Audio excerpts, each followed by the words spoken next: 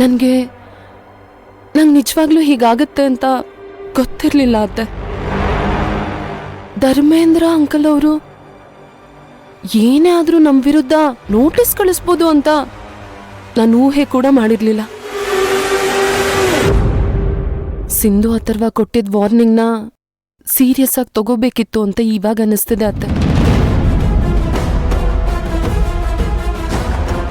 ನನ್ನ ಹಠದಿಂದ ಇವತ್ತಿಡೀ ಫ್ಯಾಮಿಲಿಗೆ, ಬಿಸ್ನೆಸ್ಗೆ ತೊಂದರೆ ಆಗ್ತಿದೆ ಅಂದ್ರೆ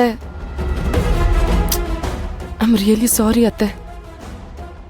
ನನ್ನಿಂದ ನಿಮ್ಗೂ ನೋಟಿಸ್ ಬರೋ ಹಾಗಾಯ್ತು. Stop it Bhavani.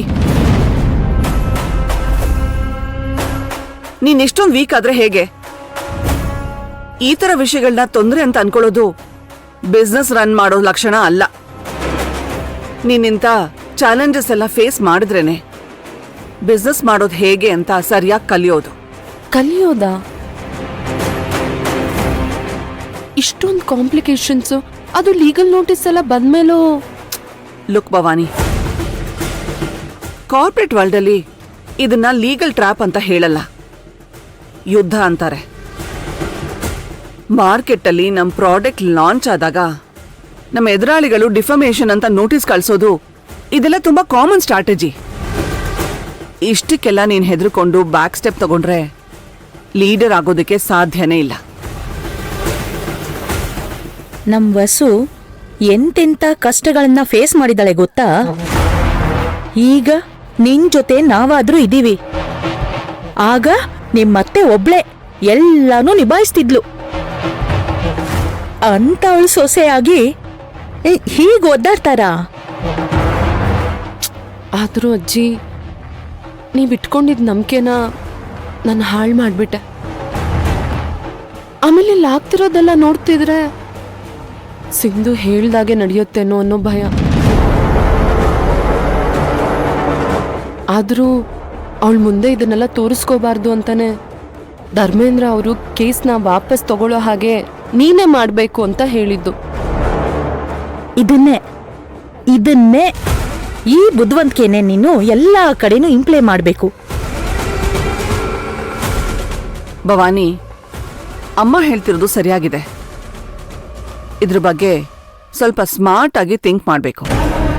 ಹಾಗೆ ನಮ್ಮ ಹತ್ರ ಇರೋ top class lawyers, legal advisors ಜೊತೆ ಮೀಟಿಂಗ್ ಫಿಕ್ಸ್ ಮಾಡ್ತೀನಿ. ನೀನ್ ಅವ್ರ ಜೊತೆ ಮಾತಾಡಿ ನಿನ್ ಡೌಟ್ಸ್ನೆಲ್ಲ ಕ್ಲಿಯರ್ ಮಾಡ್ಕೊ.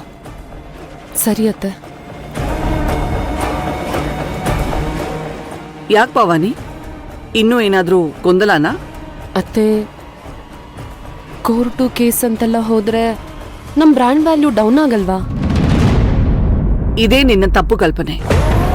ಬಿಸ್ನೆಸ್ ಅಂದ್ಮೇಲೆ ಇಂಥ ಕಷ್ಟಗಳು ಬಂದಾಗ್ಲೇನೆ ಮಾರ್ಕೆಟ್ ವ್ಯಾಲ್ಯೂನಲ್ಲಿ ನಾವೆಷ್ಟು ಸ್ಟ್ರಾಂಗ್ ಆಗಿದ್ದೀವಿ, ನಮ್ ನೆಟ್ವರ್ಕ್ ಎಷ್ಟು ಪವರ್ಫುಲ್ ಆಗಿದೆ ಅಂತ ಪ್ರೂವ್ ಮಾಡೋದಕ್ಕೆ ಅವಕಾಶ ಸಿಗೋದು. ಮತ್ತೆ ಲೀಗಲ್ ನೋಟಿಸ್ ಬಂದಿದೆ ಅಂದ ತಕ್ಷಣ ಬ್ರ್ಯಾಂಡ್ ಏನು ಮುಳುಗಲ್ಲ. ನಾವು ಹೇಗೆ ಕೌಂಟರ್ ಅಟ್ಯಾಕ್ ಮಾಡ್ತೀವಿ ಅನ್ನೋದ್ರ ಮೇಲೆ ನಮ್ ಸಕ್ಸಸ್ ನಿರ್ಧಾರ ಆಗತ್ತೆ. ನೋಡು, ನೀನ್ ಯಾವುದೇ ಕಾರಣಕ್ಕೂ ಹೆದರ್ಕೊಳ್ಬೇಡ. ಧೈರ್ಯವಾಗಿ ಹೆಜ್ಜೆ ಇಡು. ನಿನ್ಗೆ ಬ್ಯಾಕ್ ಬೋನ್ ಆಗಿ ಸಪೋರ್ಟ್ ಮಾಡೋದಕ್ಕೆ ನಾನ್ ನಿನ್ ಜೊತೆ ಇರ್ತೀನಿ. ಥ್ಯಾಂಕ್ಸ್ ಅತ್ತೆ. ನೀವು ಧೈರ್ಯ ಕೊಟ್ರಲ್ಲ, ಅಷ್ಟು ಸಾಕು ನನಗೆ. ನಾಳೆನೇ ಲಾಯರ್ಸ್ ಹತ್ರ ಎಲ್ಲ ಮಾತಾಡಿ ಎಲ್ಲ ಕ್ಲಿಯರ್ ಮಾಡ್ಕೊಳ್ಳೋ ಪ್ರಯತ್ನ ಮಾಡ್ತೀನಿ. ಇನ್ಯಾವ ವಿಷಯದಲ್ಲೂ ಭಯ ಇಲ್ಲ ತಾನೆ? ಸಂಬಂಧ ಕಳ್ಕೊಂಡ್ಬಿಡ್ತೀನಿ ಅನ್ನೋ ಭಯ ಇತ್ತು.